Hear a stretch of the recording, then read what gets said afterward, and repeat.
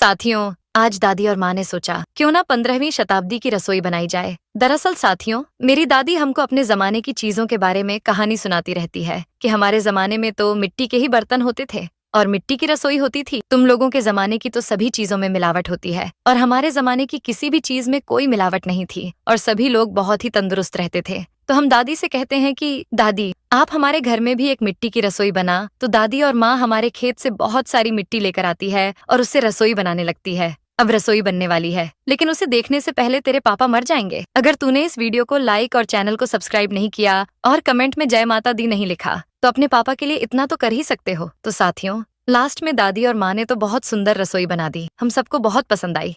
आपको